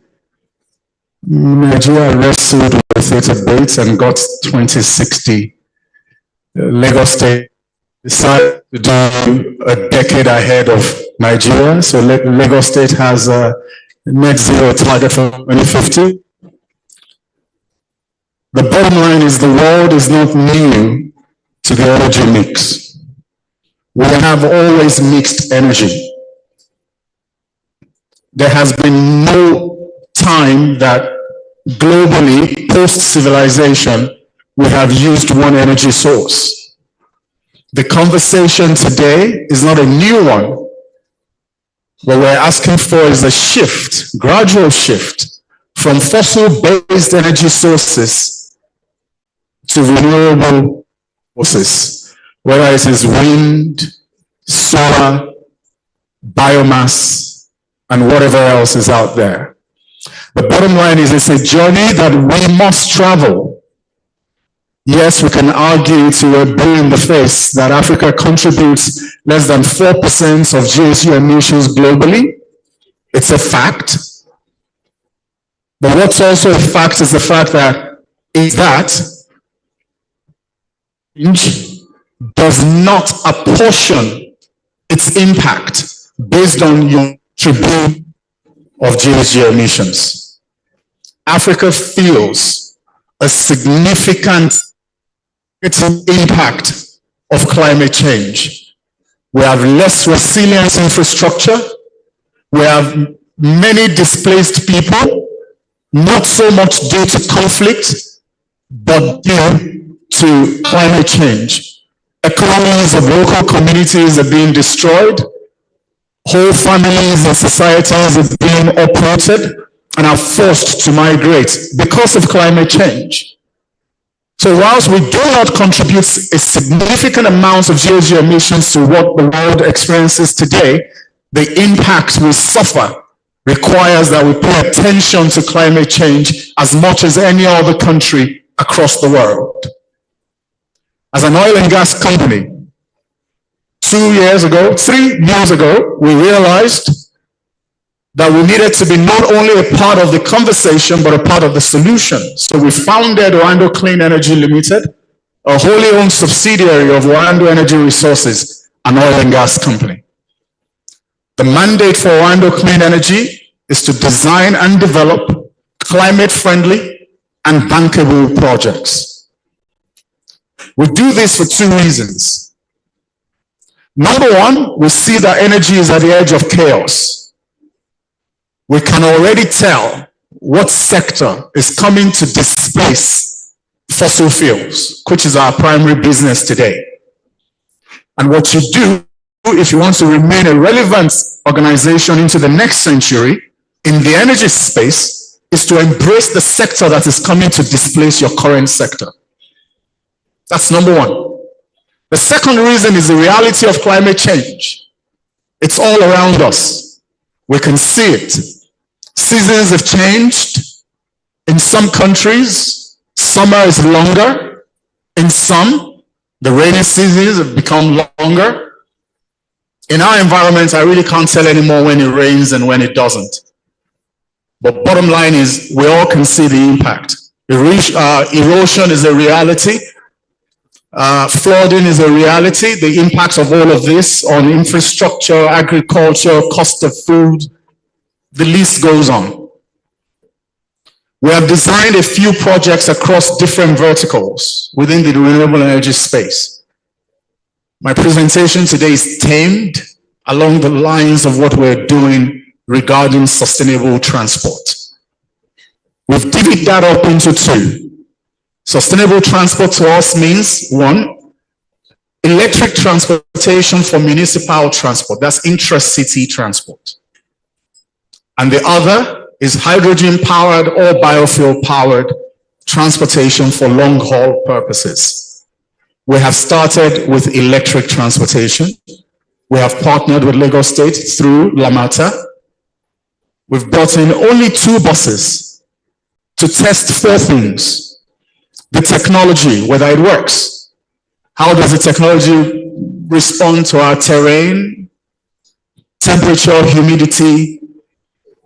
Operations resilience is a second measure, seeing how these vehicles will perform when you put them to test with their counterparties, which is the diesel engine buses. We've also tested environmental acceptance, as well as the fourth, which is commercial viability. I will speak to those towards the end of my conversation. But here's what I have. I will show you a video. It's about 3 minutes and a few seconds. And then I'll show you 2 slides, just 2 pages. It's numbers. And then I'll wrap up.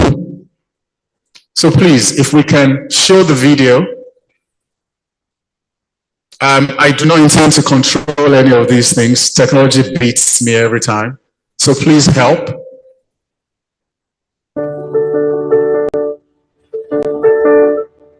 Today, there are both commercial and environmental arguments for why Nigeria must transition from a transport system powered by diesel and petrol to an electric mass transit system.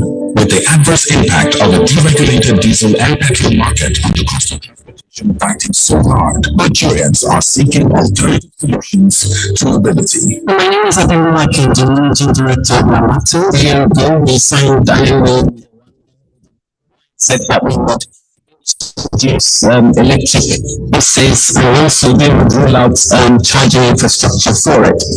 That we will roll out fully sustainable. Tuesday, 23rd of May 2023, Nigeria's first electric mass transit buses were launched in Lagos State as part of a 90-day proof of concept which successfully came to an end on Monday, 9th of October 2023. The 2 deployed buses for the proof of concept phase have operated on such routes as Oshodi to Obalende, Oshodi to Kostin, Oshodi to Abulegba, and Oshodi to Ikorodu. What we've done here is to ensure that as we take on these new forms of transport, electric buses, we apply them to the most rigorous routes with the largest passenger mass to really test them. With over 42,800 kilometers covered and an average drive time of 14 hours per day, carrying over 73,000 passengers in 90 days, we have prevented the use of 21,000 liters of diesel and mitigated over 57.8 tons of CO2 emissions. Ladies and gentlemen, the future of mobility is electric, and that future is here. Our goal is to support Nigeria in achieving her net zero ambition by 2060 as we roll out electric vehicles and charging infrastructure across the country, state after state. We will deploy renewable energy solutions and natural gas to power our charging stations. This is the new role we believe CNG must play in sustainable transport development, powering charging stations, not buses.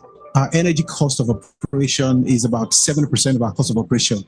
And with this intervention, it is expected that you can crash that cost to as low as maybe about 30%. And you can already imagine what that does in terms of the sustainability of the business model. By 2026, we will begin the local assembly of electric vehicles in Nigeria, creating jobs and other opportunities within the sustainable transport ecosystem. An agenda fully in line with the country's energy transition plan as published by the federal government of Nigeria. It's clear that we're ready to go, but it also points to the fact that the work is about to start. Owando Clean Energy. Thank you. Thank you. And the work is indeed about to start. We are only scratching the surface. So next page, please. Like I said, I only have 2 pages of slides. So the 2 buses you just saw have done this over the months. So over the last 17 months, we have covered nearly 160,000 kilometers, 2 buses. We have served nearly 300,000 commuters, 2 buses in 17 months. We have also avoided the use of nearly 80,000 liters of diesel. The amount of CO2 emissions that prevented would have required nearly 6,600 mature trees to sequester. That's what we've done with 2 buses in 17 months. We've ordered additional buses, 50, to expand the routes and further deepen the operations that we're running, further testing the viability of the business. And we're committed to an additional 500 by the end of the first half of 2026.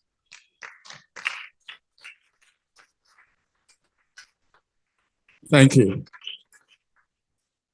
In the video, we stated that by 2026, we will begin the assembly of electric buses locally in Nigeria, that is.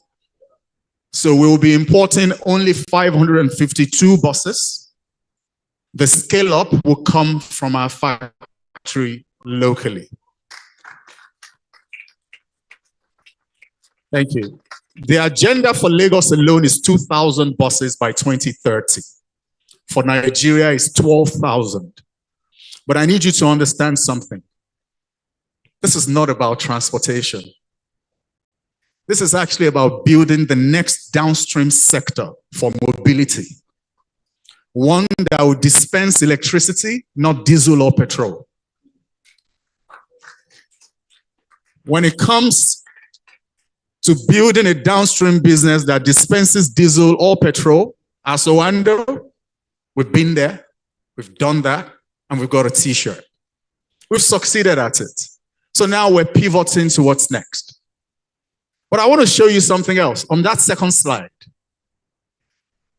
When we do 552 buses, which have minimum about 10 years of warranty life on them, the numbers will look different.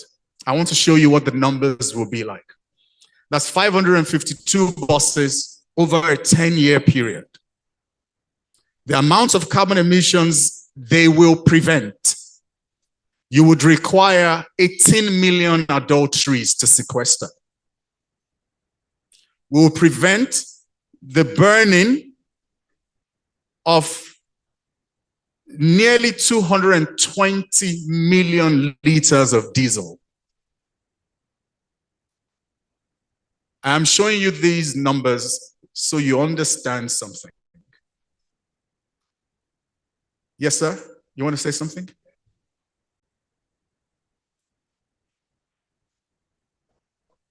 Thank you. I'll come to it in a minute. I need you to understand that for the kind of impact that we're looking for when it comes to rolling back what we've done to the environment, it's not a lot that we need to do. There are things we can do as individuals, particularly around circular economy. And there are things that we must do as organizations. But when you look at 552 buses, I am sure you didn't think that over a 10-year period, that would be equivalent to about 18 million trees. So I don't get flogged by Dr. Mohbad'sfather. Doing this does not in any way mean that nature-based solutions are not necessary. We must still plant trees. And we will. Because for the level of damage that we've done to the environment, the solutions must be many. Multiple layers of solutions across different lines of responsibilities, individuals, corporate, government. And we cannot do it in our silos. We must do it collaboratively. We must work with government to ensure that we are able to scale what it is that they do. To your question, sir, in the video as well, we said, we believe that the role NGU play in sustainable transport today is to power charging stations, not fuel vehicles. A lot of people confuse CNG for clean energy source. And the confusion comes from the fact that we refer to it as cleaner energy. It can't be cleaner if there is no clean. And if the comparison is with diesel, and diesel is not, then CNG is not just as dirty as diesel, it's not cleaner. So please, let's stop referring to fossil gas as cleaner energy sources. I had a conversation with a very senior person in this government at the federal level, and they wanted to know how much carbon credit we could get from our CNG program for transportation. It's zero. But they didn't know that because they thought transitioning from diesel to CNG meant we're doing something great and we're moving into sustainable transportation. We are not. We're still going to pollute. We're still going to release CO2 emissions. We're still going to release methane. Methane, on the other hand, holds 80 times than carbon. It's a more dangerous carbon itself. The thing is, one of the main challenges we have, not only in Nigeria, but across the African continent, however, I speak only to my country, is the inconsistencies that we find in government.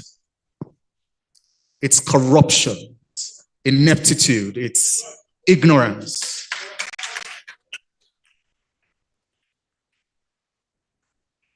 It's the failure of you and I to participate meaningfully in the political system. So we come into rooms like this and we intellectually masturbate. But when we're done, we're done. That's about it. When it's time to vote, we don't even bother. We complain about the quality of those who step forward to run for office, but we don't change that quality by stepping forward ourselves. So 3 years ago, the country released the Energy Transition Plan, committing in that plan that by 2060, Nigeria would have electrified all public transportation, and that by 2025, we'll localize the assembly of electric vehicles. 2 years after that, a new government came in, same party, by the way, and they're spending multi-billion naira on CNG power transportation. How does that even align with the Energy Transition Plan? How does that even take you to net zero by 2060? How is that consistent?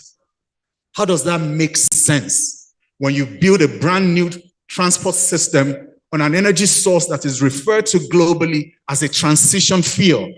Then your system is obsolete from day one. But if it was to power charging infrastructure, when you move from that fuel, when it becomes an investment pariah like crude has become, you can simply just change the kind of fuel that you apply. You have to speak up. You have to speak against it. You need to educate the government. Once upon a time, they educated us, but we all know that the education system is broken as well due to corruption, the lack of growth, no investments in infrastructure of learning, no investments in tools of learning. The curricula are old. We train our children for skills that are not relevant, not only today, not to talk of the future. We literally don't have a game plan as a country. It's disappointing. And we must continue to talk about it. We cannot be quiet about it.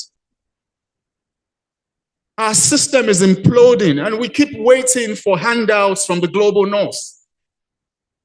And now they're talking about integrating supply chain systems between the global north and Africa. I'll tell you what it means.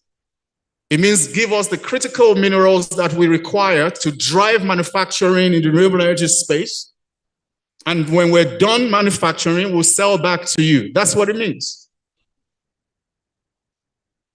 Meanwhile, all that we require to manufacture batteries sits within Congo and Nigeria. We built a $200 million lithium processing plant in Nasarawa, and everybody is jumping and dancing. It's processing plant. Whatever you process will still go out. Batteries will be manufactured and sent back in. So how is that anything to celebrate? Particularly for a country that once manufactured batteries? We've lost the plot. And you're all guilty. I'm guilty, somewhat. I mean, I ran for office once. At least I stepped forward to try to do something about it. But I guess when you speak like this, when you're campaigning, you don't get a vote.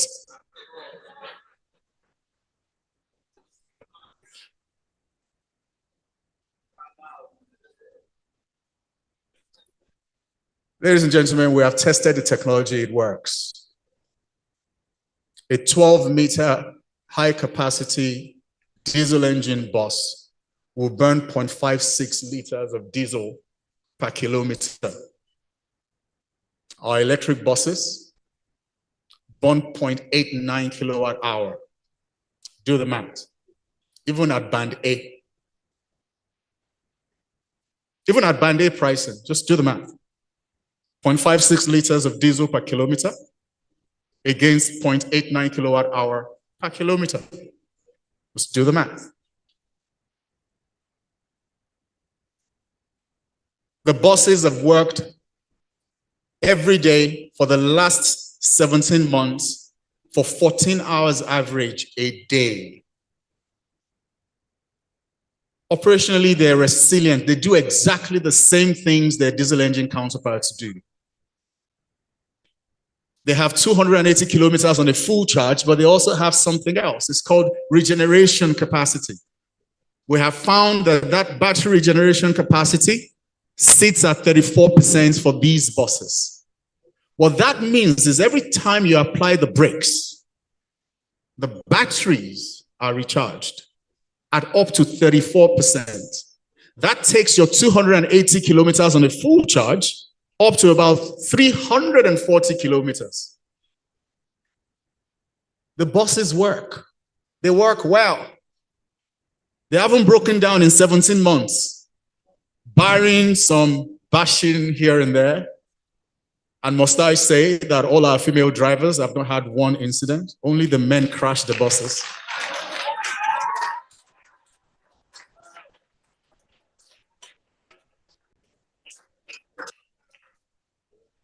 It's all Joro. It's because the women that don't crash the buses are the ones that distract the men who crash the buses.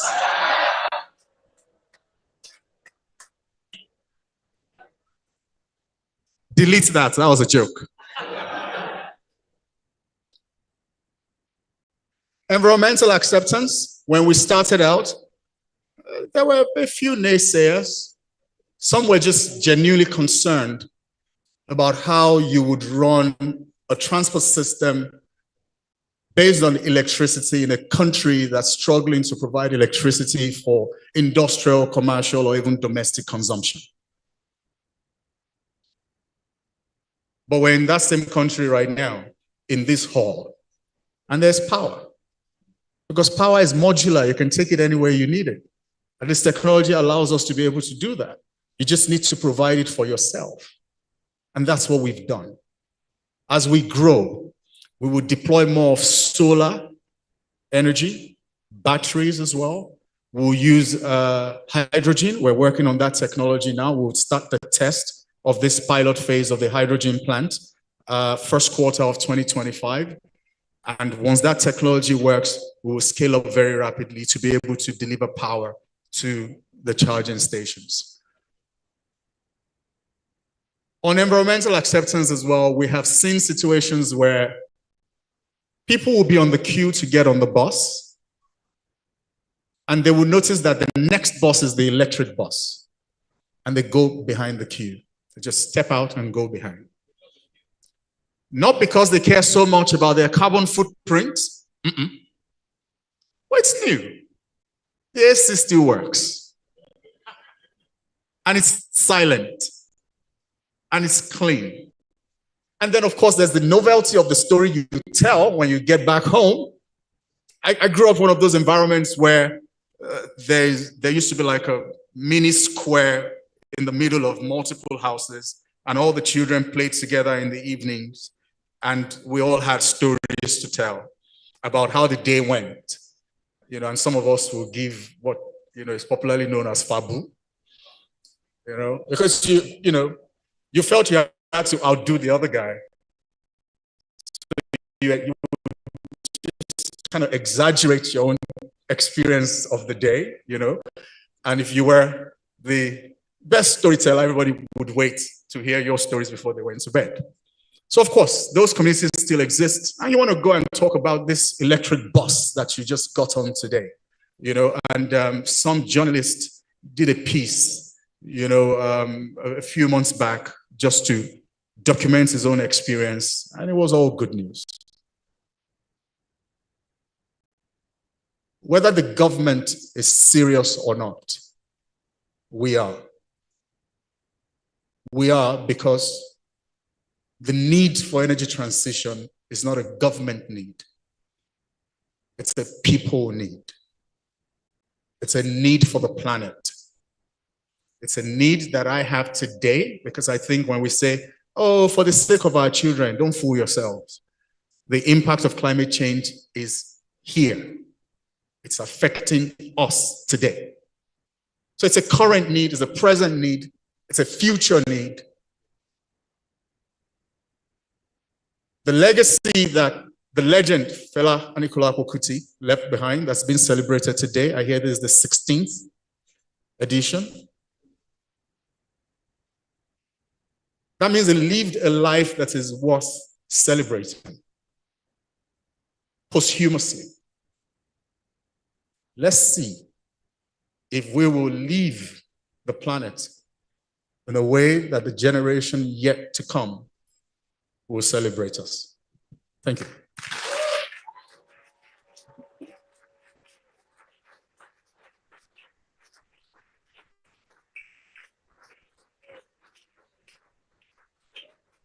Thank you.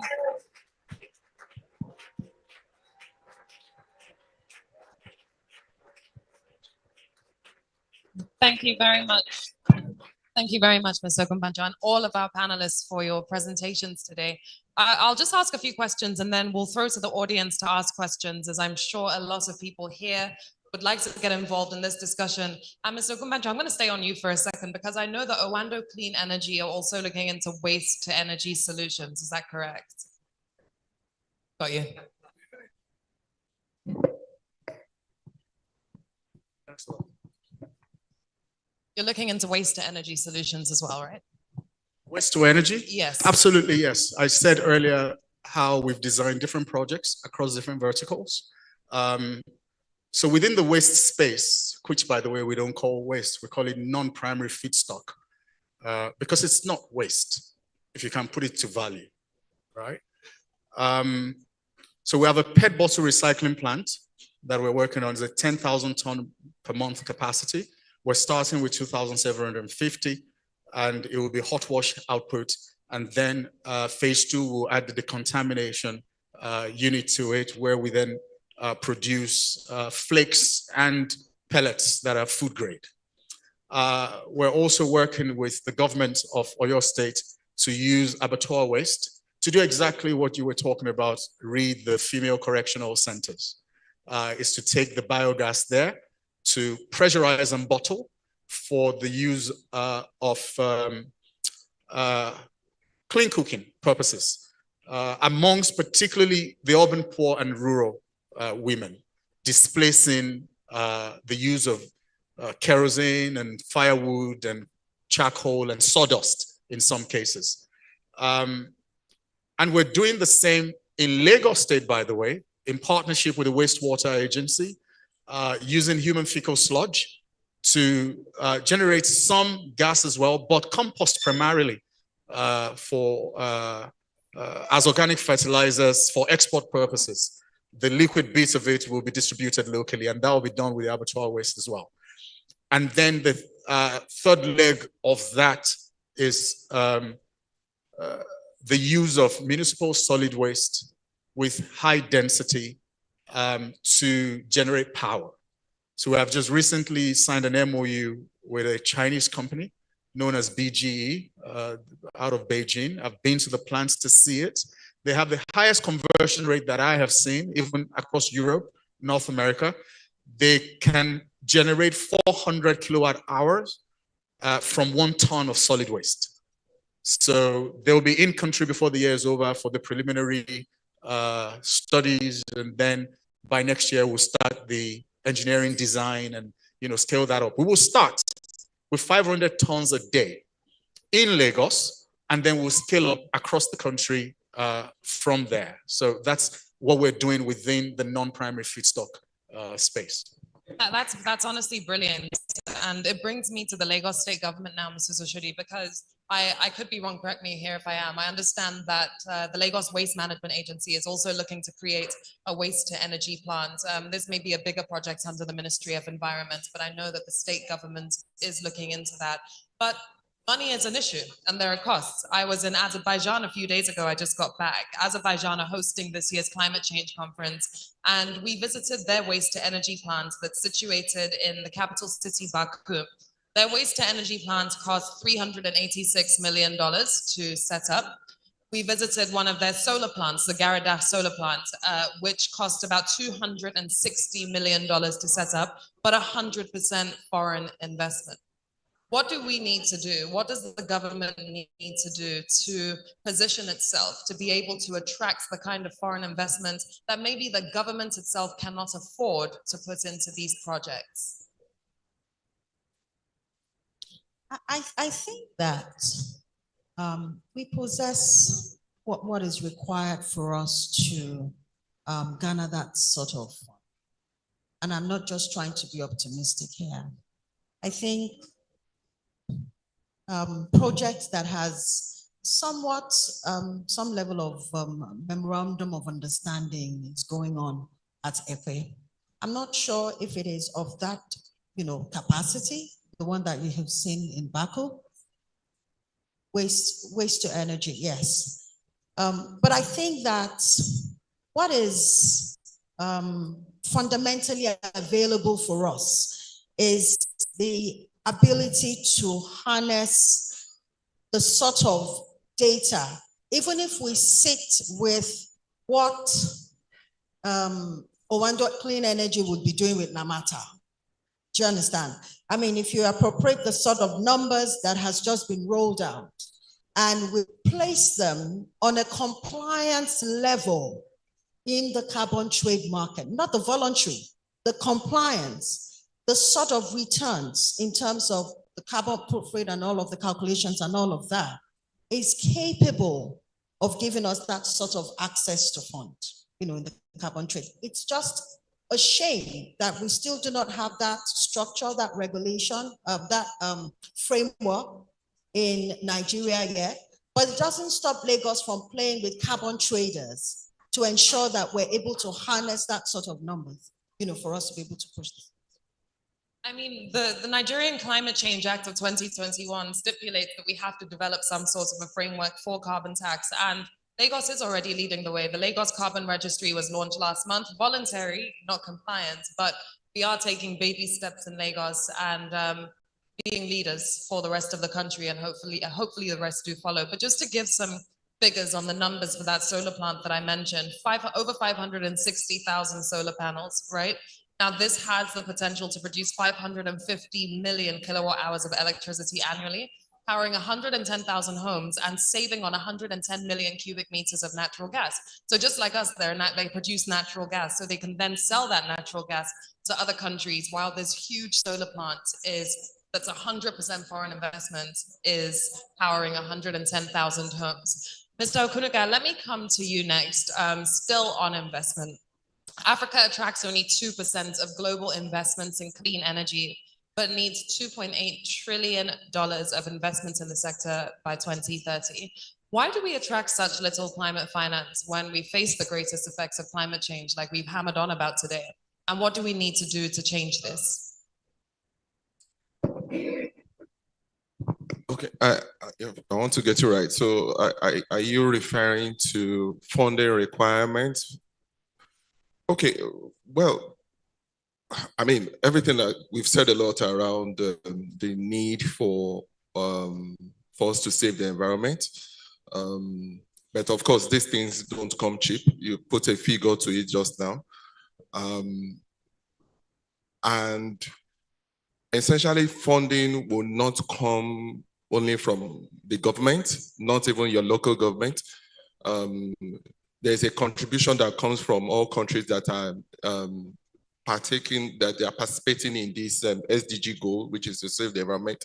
There's a pool of fund.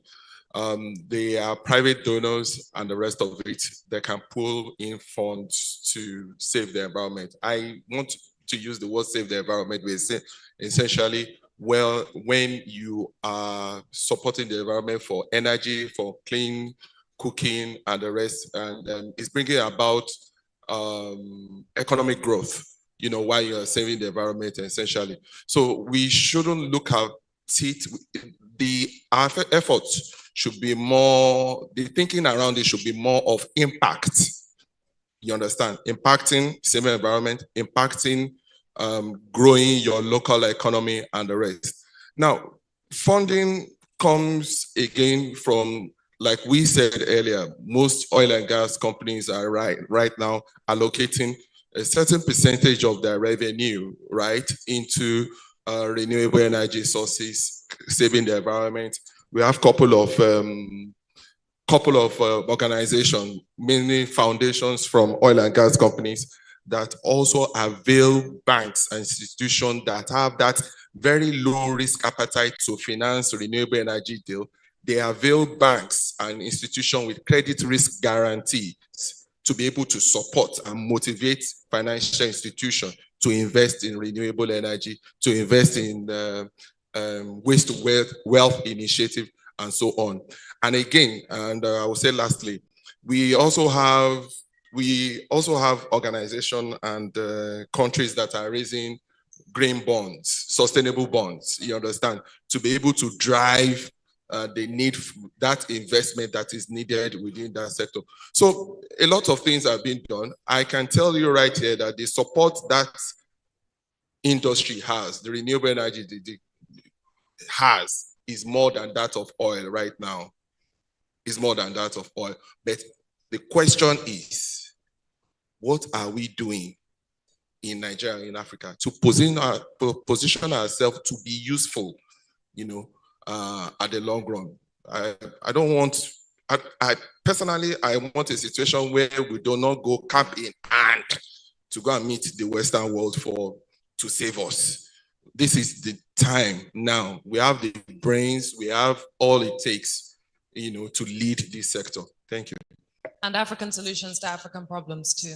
So these are global issues on a grander scale. Mr. Majakodumi, let's speak about the climate crisis in general. Do you think that the government is doing enough to engage local communities when it comes to the climate crisis, particularly those who are most marginalized by what we're seeing? Well, it depends on what we really mean by government. Because my understanding of government is that the language is quite straightforward. They call it civil service. So if you aspire to lead the people, it means that you have desired to become a servant to the people. So that's government. Of the people, for the people, by the people. So, you know, Your Excellency, my servant, there's a lot of challenges there. So yeah, there's some individuals, definitely, there's no doubt about that. There's some individuals who have enough spiritual or advanced spiritual consciousness to realize that whatever decisions they make, if they're backed up by actions, those actions will beget reactions. And we're seeing that. I'm very impressed with my brother from the oil and gas. But we got to move fast. I mean, do you know how many people die every year as a result of air pollution alone? It's no less than 2 million people. It's probably about 4 or 5. And that's just, all the bronchial diseases and the different kinds of ailments that come because we're breathing in these substances. And that's just the mammalian life. Something that's compromising the very life support systems of the earth. No, the government are not doing nearly enough at all. And that's possibly because they haven't really started to appreciate the job description. Servants to the people. But we're very, very hopeful. What we're hearing today from all places, and especially the Lagos State. Lagos State, we're hearing some good things. We're seeing some very good things in Lagos. So I'm very, very encouraged. And at least maybe the government of Lagos are doing something good, because an indication of the advancement of the ideology is that the governor himself refuses to be called Your Excellency.